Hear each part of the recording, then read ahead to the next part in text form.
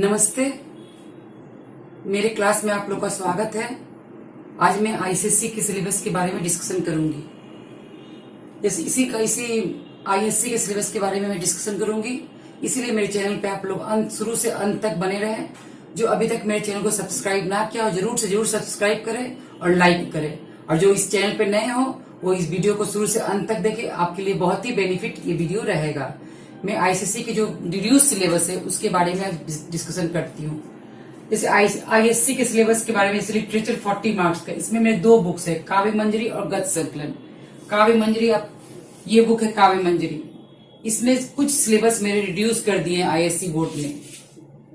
जैसे साखी है, बाल लीला है, एक फूल की चाह, आ धरती कितना देती, नदी के द्वीप, तुलसीदास के पद हट चुके हैं, सिलेबस रिड्यूस हो चुके हैं कोरोना की वजह से। 6 फिर जाग तुझको दूर जाना है, उद्यमी नर, बादल को घिरते देखा, 10 अंधेरे का दीपक, इसको रिड्यूस कर दिया गया। तो 10 और 6 मेरे सिलेबस से हट चुके हैं। मात्र हमको 8 ही काव्य पढ़ना है। तुलसीदास के पद और अंधेरे का दीपक हट चुका है। काव्य में मुझे मात्र 8 चैप्टर ही पढ़ना है। अब आती है मेरी दूसरी बुक गद्य संकलन। गद्य संकलन बुक आती है। गद्य में भी मुझे सिर्फ 8 चैप्टर ही कहानियां पढ़नी है। ये है दूसरी बुक मेरी आईएससी की। दूसरी पुत्र प्रेम, गौरी, शरणागत, सती, आउटसाइडर, दासी। चैप्टर 6 हट चुका है। दासी, क्या निराश हुआ जाए, भक्तिम, संस्कृति क्या है, मजबूरी, चैप्टर 10 हट चुका है। मजबूरी, तो 10 और 6 दासी और मजबूरी मेरे सिलेबस से निकल चुका है, हट चुका है, रिड्यूस हो चुका है। तो मुझे गद्य संकलन में सिर्फ 8 चैप्टर ही पढ़ने हैं, कहानी पढ़ने हैं। अब मेरी थर्ड बुक आती है सारा आकाश। सारा, किसी किसी स्कूल में सारा आकाश रखा गया और कहीं पे आषाढ़ का वो 7 दिन ये रखा गया, नाटक है जो वो रखा गया। तो सारा आकाश में ये पूरा नॉवेल है, डॉक्टर राजेंद्र प्रसाद का नॉवेल है। इसमें हम लोग कुछ भी रिड्यूस नहीं किया है आईसीएससी बोर्ड ने, क्योंकि अगर नॉवेल में हम एक अध्याय अगर हटा दिए तो नॉवेल का जो कंटिन्यूशन है, लय है, वो कट जाएगा। तो सारा आकाश आपको पूरी पढ़नी है। सारा आकाश में कुछ भी रिडक्शन नहीं हुआ, रिड्यूस नहीं हुआ है।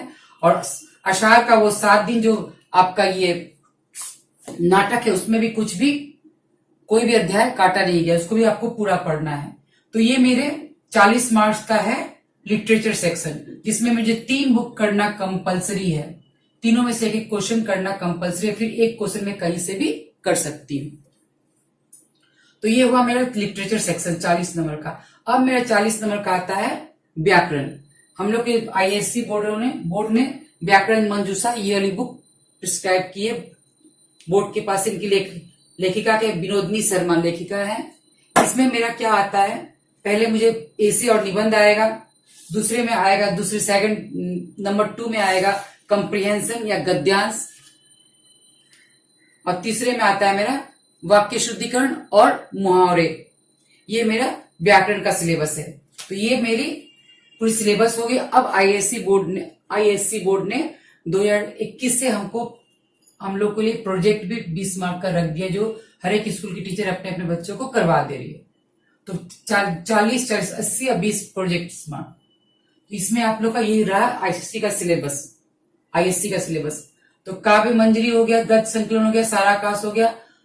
ये तीनों बुक करना में कंपलसरी है। सारा आकाश करिए, आषाढ़ का वो 7 दिन के लिए। ये रहा मेरा आईएससी का सिलेबस।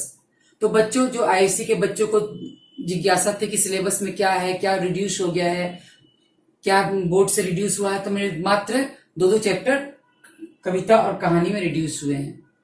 तो आपको लगता है ये मेरा आपका कॉन्सेप्ट क्लियर होगा। तो सबसे कहानी में हम लोग, पहली कहानी जो है हमारी गद्य संकलन की पुत्र प्रेम। इसमें हम आज प्रेमचंद के बारे में आप लोग को उसका जीवन परिचय बताएंगे, क्योंकि आजकल एमसीक्यू क्वेश्चन आने लगे हैं। तो अगर लेखक परिचय या कवि परिचय नहीं पढ़ेंगे तो प्रेमचंद किस काल के थे, किस समय के थे, कैसा वो लेखनी उनकी थी, समाज पे लिखते थे, किस पे लिखते थे, अगर नहीं पढ़ेंगे तो नहीं हम कर पाएंगे। इसलिए प्रेमचंद के बारे में पढ़ना बहुत ही जरूरी है। इस प्रकार सभी के पास ये बुक हो गया आईएससी की। तो प्रेमचंद के बारे में आज हम जीवन परिचय पढ़ते हैं। आप लोग ध्यानपूर्वक सुनिएगा। हिंदी के कथा एवं उपन्यास सम्राट प्रेमचंद का जन्म उत्तर प्रदेश के वाराणसी के निकट लम्ही ग्राम 31 जुलाई सन 1880 को हुआ था। इनका वास्तविक नाम धनपत राय था।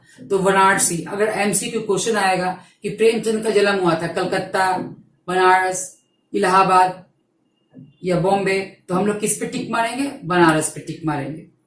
ये उर्दू के नवाब राय के उपनाम से कहानियां लिखा करते थे। हिंदी लेखन के लिए उन्होंने प्रेमचंद नाम का प्रयोग किया। जब हिंदी लिखने लगे तो उन्होंने प्रेमचंद का नाम अपना उपयोग किया। प्रेमचंद जी बहुमुखी प्रतिभा के धनी थे। ये उपन्यासकार, उपन्यास इनकी बहुत ही फेमस है, कहानीकार, संपादक तथा निबंध लेखक के रूप में भी प्रतिष्ठित हुए। 8 अक्टूबर 1936 को इनका निधन हो गया।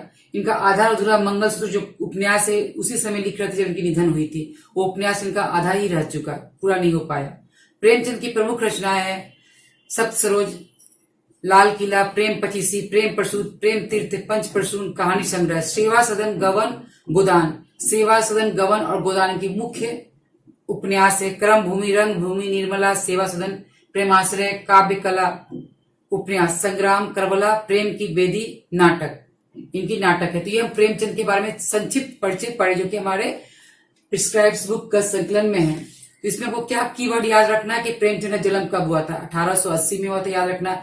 अगर ऑब्लिक एमसीक्यू क्वेश्चन में आपका आता है तो ऑब्लिक में दिया कि प्रेमचंद का जन्म 1780, 1880, 1770, 1860 जन्म, तो हम किस में टिक मारेंगे? 1880 में। इसीलिए हमको ये लेखक परिचय, हर एक छोटे छोटे कीवर्ड को हमको याद करना है। जैसे प्रेमचंद का उपन्यास है रंग भूमि, गोदान, करम भूमि, रंग भूमि, तो गोदान में किसके बारे में कहा गया आया? गो के बारे में कहा है। किसके बारे में कहते हैं? हम लोग लिखेंगे गाय माता के बारे में। ये एक गांव की कहानी है, उसके बारे में कहा गया है। तो इस तरह हम लोग का एमसीक्यू क्वेश्चन आएंगे। धन्यवाद। आज लेखक परिचय तक ही सीमित रखते हैं।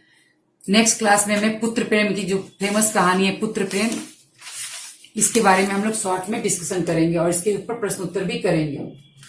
आशा करती हूँ आपको ये वीडियो अच्छा लगा होगा, और अच्छा लगा हो तो इसको लाइक और सब्सक्राइब जरूर कीजिए। और अगर आपको कोई भी डाउट्स हो तो मेरे कमेंट बॉक्स में लिख के जरूर बताएं, तब मैं आपके डाउट्स को पूरी तरह से क्लियर कर पाऊंगी।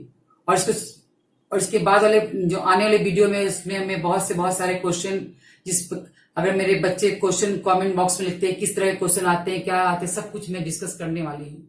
धन्यवाद। Thank you.